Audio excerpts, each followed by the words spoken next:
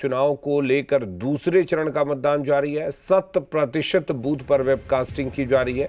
पटना के निर्वाचन विभाग में कमांड एंड कंट्रोल सेंटर बनाया गया है, जिसके जरिए सभी बूथों पर नजर रखी जा रही है। मौके से जायजा लिया है जी मीडिया संवाददाता रजनीश ने। कमांड एंड कंट्रोल सेंटर बनाया गया है पटना में सीईओ के कार्यालय में, और हर एक बूथ पर यानी 100% वेबकास्टिंग जो है वो हो रही है। और यहाँ पे जितने मॉनिटर्स लगे हुए हैं ये पूरे डिपिक्ट कर रहे हैं कि क्या कुछ वस्तु स्थिति है, किस तरीके से मतदान जो है वो चल रहा है। और दूसरे चरण और अंतिम चरण के ये जो विधानसभा चुनाव 122 सीटों पर हो रहे हैं, ये मतदान केंद्र के अंदर है हमारा एक कैमरा, जिससे अंदर की गतिविधियां हम देख पा रहे हैं, और बाहर क्यू में लगे लोगों को भी हम लोग मॉनिटर कर रहे हैं। यहाँ से किसी तरीके की कोई समस्या जहाँ भी कंट्रोल रूम में शिकायत प्राप्त होती है, कंसर्न बूथ को हम लोग देखते हैं, वहाँ के concern presiding officer control room वगैरह को अपडेट करते हैं और उसको तुरंत रिजॉल्व कराते हैं। और हर एक बूथ पे स्मूथ फंक्शन हो, इसको लेकर निगरानी बिल्कुल निगरानी की जा रही है, और कहीं पर भी कोई समस्या नहीं है। जहाँ कहीं पर भी कोई जन शिकायत प्राप्त होती है तो उसको हम लोग वापस से यहाँ क्रॉस चेक करते हैं, वेरीफाई करते हैं।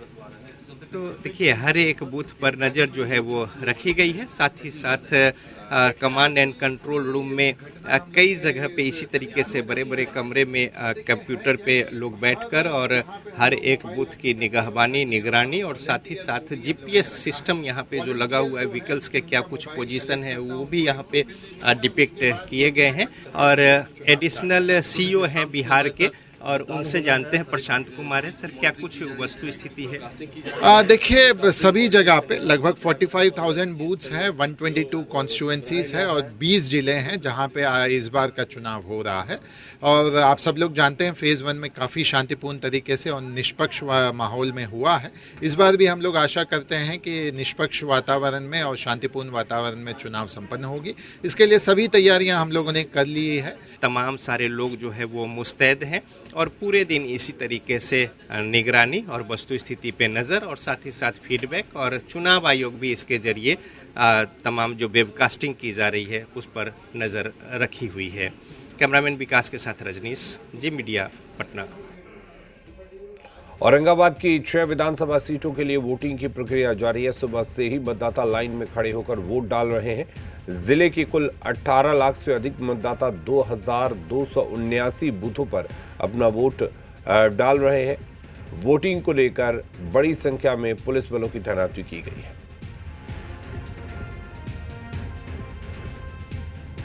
औरंगाबाद के 6 विधानसभा सीटों के लिए वोटिंग की प्रक्रिया जारी है और अभी हम मौजूद हैं बूथ संख्या 210 पर, और यहाँ देख रहे हैं आप कतारबद्ध होकर वोटर जो है अपनी अपनी बारी का इंतजार कर रहे हैं और अपना वोट कास्ट कर रहे हैं। 18 लाख से अधिक मतदाता जो है 71 प्रत्याशियों के भाग्य का फैसला करेंगे और 2279 बूथों पर अपना अपना वोट डालने की प्रक्रिया के लिए वोटर जो है बूथों पर जा रहे हैं और बहुत आसानी से, बहुत जोशो खरोश से वोट अपना कास्ट कर रहे हैं। अगर सुरक्षा की बात की जाए तो सुरक्षा के पुख्ता बंदोबस्त किए गए हैं, किसी प्रकार की गड़बड़ी नहीं हो, इसके लिए सेक्टर मजिस्ट्रेट के अलावा बड़ी संख्या में सभी बूथों पर पुलिस बलों की तैनाती भी की गई है।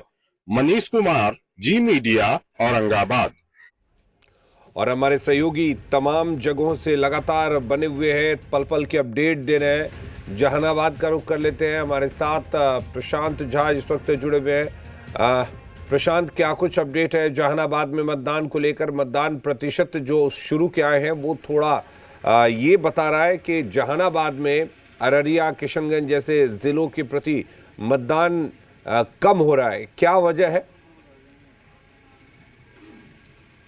देखिए अलम, सबसे बड़ी बात है कि थोड़ा ठंड के कारण भी, लेकिन अब आपको दिखाते हैं हम जिस बूथ पर हैं। ये बूथ है आकोपुर मखदूमपुर जहानाबाद का। अब यहाँ देखिएगा, यहाँ भी महिलाओं की संख्या बढ़ रही है धीरे धीरे। अब घरों से महिलाएं निकल रही हैं, हालांकि सुरक्षा व्यवस्था भी यहाँ पर काफी की गई है। यहाँ हरियाणा पुलिस के जवान तैनात हैं। आपको मैं दिखाना चाहता हूँ, कैमरामैन से कहते हैं कि देखिए वो हर वोटर की जाँच कर रहे हैं और महिलाओं की संख्या यहाँ धीरे धीरे बढ़ रही है।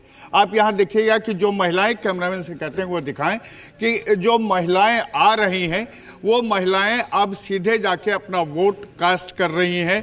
और महिलाओं के संख्या देखिए, जहानाबाद का जो पूरा का पूरा इलाका है, इसमें ये खास करके मखदूमपुर में हम जहां हैं, मखदूमपुर जो इलाके हैं इसमें कुछ संवेदनशील बूथ भी हैं।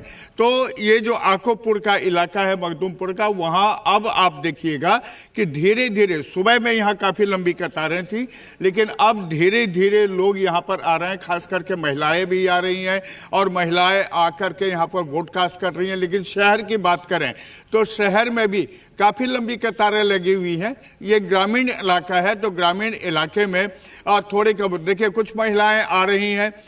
देखिए सीधे आपको मैं दिखाना चाहता हूं, कैमरामैन से कह रहे हैं कि ये सारी महिलाएं वोट करने के लिए जा रही हैं।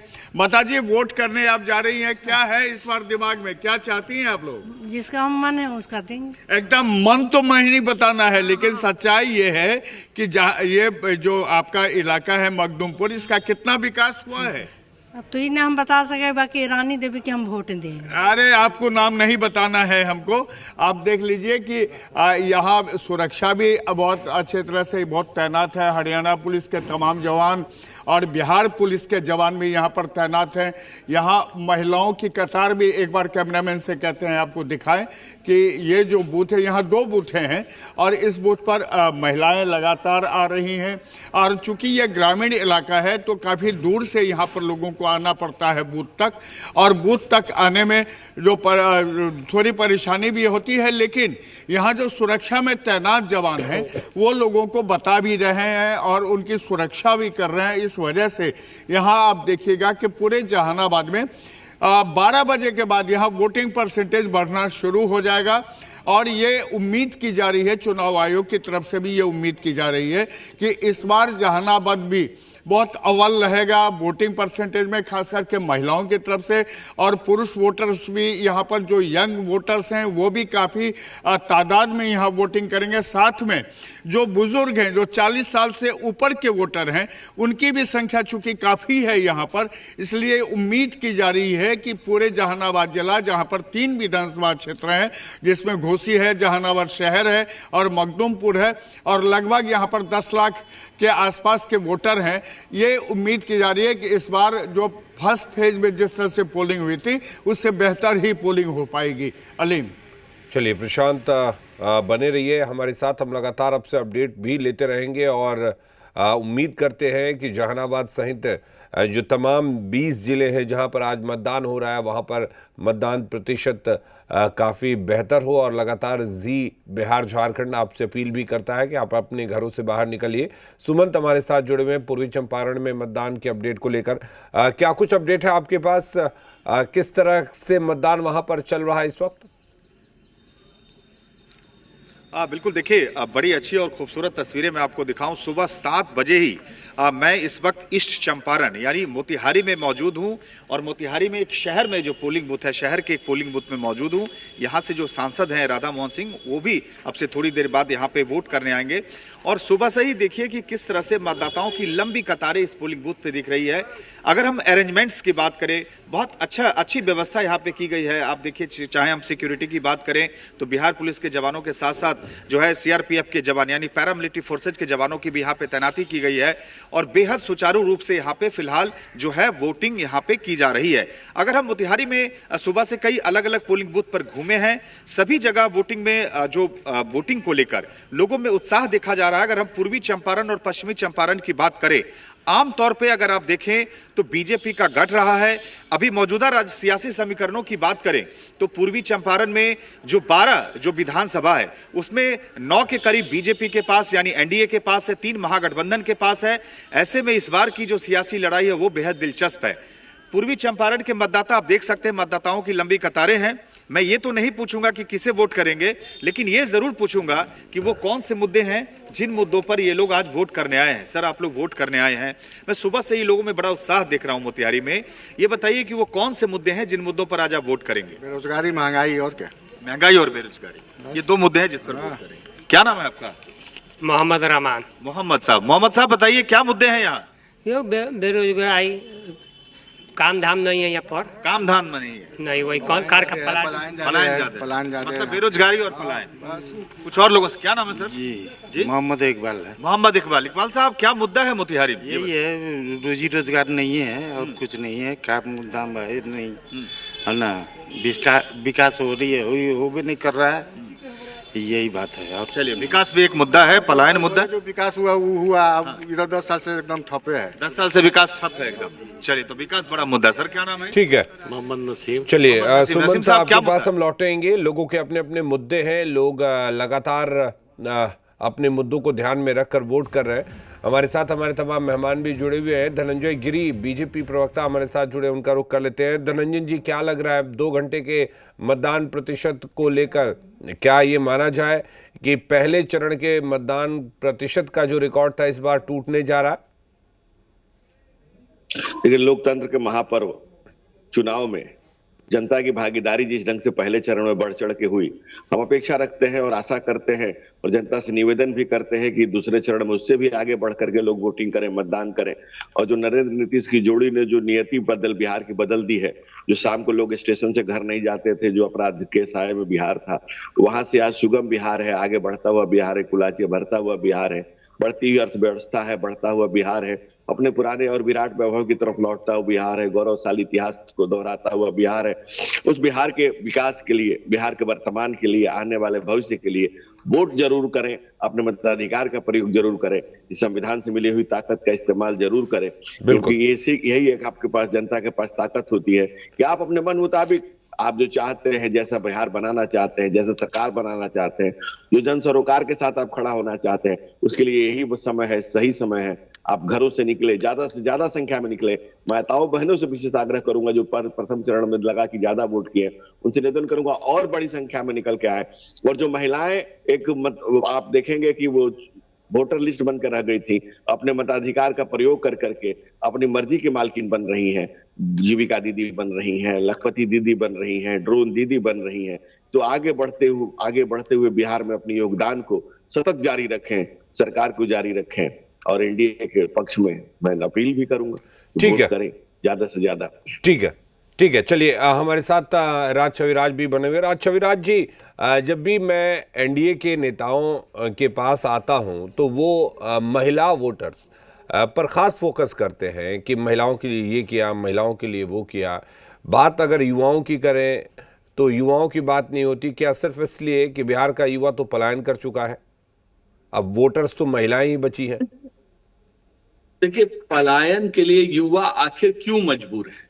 आखिर अभी हम देख रहे थे, बहुत बधाई है इस बात के लिए जी मीडिया को कि जी मीडिया चप्पे चप्पे से रिपोर्टिंग जो दे रहा है उस पर बिहार की जनता उस पर नजर बनाई हुई है और एक एक जनता दूसरे से कोऑर्डिनेट कर रही है।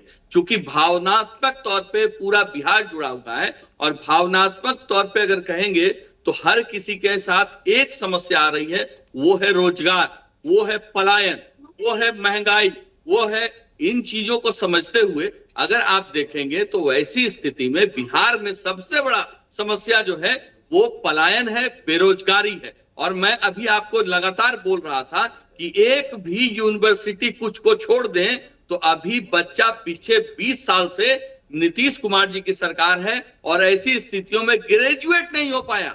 उस चीज के लिए, शिक्षा की प्रसाद के लिए वो बच्चा तड़प रहा है 20 सालों से। और ये विकास की बात करते हैं। लगातार एक बात इन लोगों की है कि महिलाओं को, इन लोगों का दूसरा, आप इनकी मानसिकता को समझें कि क्या महज 10,000 रुपए में आप बिहार की महिलाओं को खरीदने का दावा करते हैं? ठीक है राज छविराज जी, चलिए हमारे साथ राय तपन जी भी जुड़े हुए। राय तपन जी, बात जब वोट देने की होती है, सवाल आपसे यही है कि एनडीए जब भी बात कर रही है महिलाओं की, जंगल राज की, 20 साल नीतीश कुमार के हाथ में बिहार रहा, 20 साल में बिहार सुरक्षित हो चुका है और बात अब आपको नहीं लगता कि सुरक्षा से आगे की अब बात होनी चाहिए? बिहार में इंडस्ट्रीज लाने की बात होनी चाहिए, बिहार के युवाओं की भी बात होनी चाहिए, बिहार में रोजगार की भी बात होनी चाहिए, बिहार में पलायन की भी बात होनी चाहिए। देखिए, बिहार में बेरोजगारी और उद्योग और डेवलपमेंट तो एक बड़ी बात तो है ही, इसमें कोई दो राय नहीं है कि जितना विकास होना चाहिए वो नहीं हुआ। लेकिन लोग कहते हैं कि नहीं, एनडीए की सरकार में 20 साल में 18 साल जो नीतीश सरकार ने जो बीजेपी की मदद से चलाई, कुछ न कुछ काम हुआ, जिसमें से मुझे पटना का गंगा नदी के किनारे मेरिन ड्राइव हो या हाईवे हो, बहुत सारी चीज़ें दिखाई पड़ी। लेकिन होता क्या है, हम बात करेंगे एंटी कॉम्बेंसी की, सत्ता विरोधी लहर। जब लंबे समय तक कोई शासन में होता है तो सरकार के प्रति नाराज़गी भी जनता में होती है। तो कहीं ना कहीं एंटी कॉम्बेंसी का भी शिकार एनडीए गठबंधन है। वो लोगों के मन में गुस्सा गुबार है। और दूसरी बात है कि किसी भी हाल में मुझे नहीं दिखाई पड़ता है कि MY समीकरण जो आरजेडी ने बनाया था वो उनमें से कोई टूट कर आने वाला है। वो इकट्ठे हैं, वो महागठबंधन की तरफ हैं। अब दिक्कत क्या हो रही है कि महागठबंधन को जो सत्ता विरोधी लहर है या वोट है, वो प्रशांत किशोर ने थोड़ी मेहनत की।